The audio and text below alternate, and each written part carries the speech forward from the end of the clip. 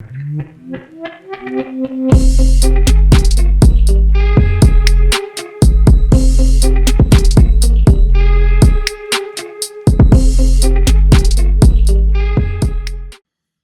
back, everybody. We're finally at the point where we're doing the finish work on these cedar nightstands. So first thing I'm going to do is fill some small voids with my Star Bond black medium thick CA glue. And all I'll do with this is I will squeeze some into each of the little voids that have to be filled, and then I'll spray them with activator, which will then speed things up. The nice thing about using the CA glue with the activator is you don't have to wait a long period of time for the glue to set. You don't have to wait if it was epoxy fill for it to set. You can just spray it and move right on to the next step of the project. So everywhere I applied this glue, I'm going to come back through and just do a quick light sanding just to smooth it all out and make it blend in with the wood. After a quick wipe cleanup, then I'll tape around all the edges where I don't want the stain to bleed onto, like the inside of the drawers, and I'm ready to get started with stain. I'm going to use 2 different color stains and doing 2 coats a piece to get the desired color that I want. The first 2 coats are going to be Old Masters wiping stain, and the color I'm going with is weathered wood. I'm going to apply this generously through the workpiece, and once I rub it in lightly, then I'm going to lightly rub it back off again after it's set a little bit, just to make sure I get consistent color throughout. Another thing I may not have mentioned is I did use some wood conditioner prior to applying the stain just for more even color throughout the workpiece as well. As you can see, I take my time and I go with the grain and I apply it generously because ideally when I'm done, I don't want to have much of the brown of the wood coming through, but I do want to see a little bit of the pattern of the grain coming through. Once I'm done applying it to the entire section of the workpiece, I'll go back through and wipe it with a clean dry cloth to get any excess up, to avoid any kind of blotching and just keep a consistent look. Now that that's done, I'll spray a coat of lacquer, and I use lacquer between each coat of stain, and this lets me go through the process rather quickly. Once this is sprayed, I only wait about 15 minutes, maybe even 10, and then I go right to the next coat. So you can do several coats in a day to get to the desired look that you want. So here I'm applying the second coat, and I'm going to put it on the same way I did the first coat, generously and following the pattern of the grain.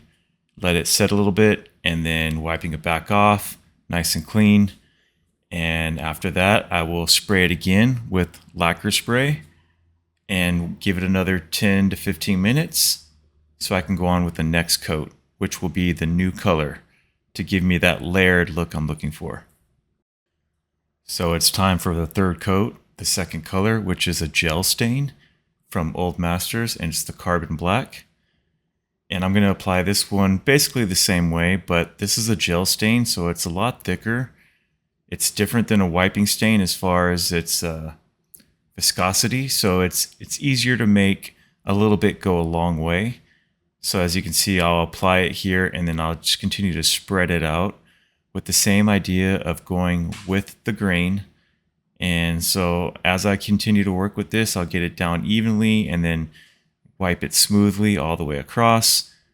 And once I'm done applying it to the whole section, then I will come back and I'll wipe it back off with the dry cloth just like before, just to continue to have consistent, even color throughout the workpiece.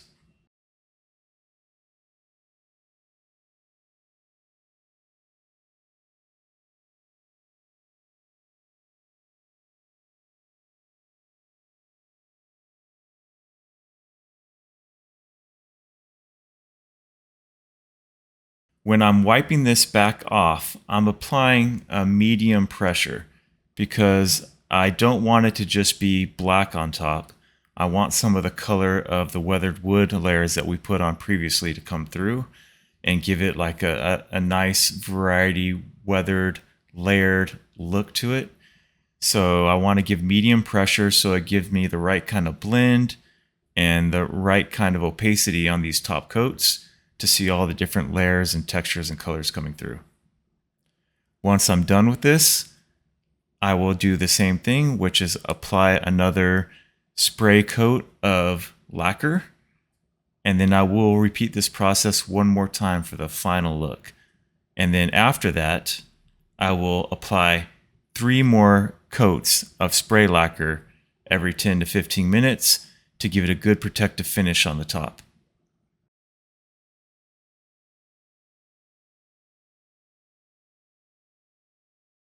Now here's a look at how they are coming along. I'm just taking this between coats of the Luster lacquer spray that I'm utilizing, and you can get a visual of how this looks. I really do like this color quite a bit, and it will continue to change a little bit over the next day or even longer.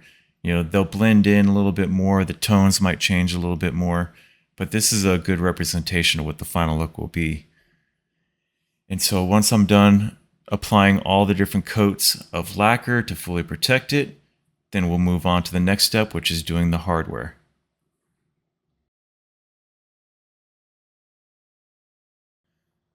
Okay, so it's a different day. Here's the hardware I'm going to use, and I think this is going to have a really nice look to it. The lacquer's had plenty of time to fully set to where I can work with this without causing any issues. And so here's a look at it and the way that it works. You have these little bolts that come through the back of the drawer fronts, and they will tighten into the handle, and that's how we'll fasten that. So I'm looking for the right size drill bit so I can make those holes to slide the bolts through. And what I'll do first is I will put some tape on the front to eliminate giving scratches while working with this, and also to have it not blow out or tear out, depending on the direction of the drill, any of that front wood. So once the front pull handle goes on, you won't see anything other than the nice finished look of the stain.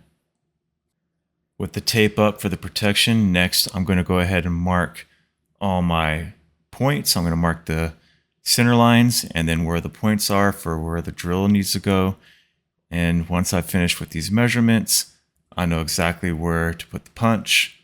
That way I get a nice straight hole right in the mark where I want it to be. When drilling, I'm applying slow, steady pressure, both in and out, so when I'm done, it's a nice, clean, straight hole. Okay, so it's time to remove the tape. I take my time, and it looks like it's coming up nice and clean. That's just what I wanted.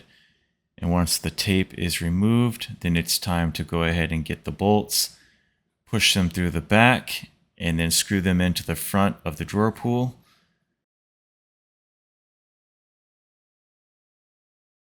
So here's a look at the finished drawer, and these are soft close, so I can just slam it closed like that and it closes nice and easy.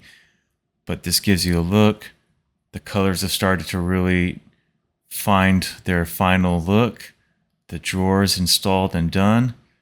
Now it's time to show you the final product. And here they are. So as you can see, I think they really have a nice, unique look to them, and the camera doesn't do it justice. And I'm finally getting around to finishing this video several months later, and I can tell you that over a little bit of time, the color got a little bit deeper and richer, and they really did turn out well. So thank you guys for watching. I hope you guys found this informative and helpful.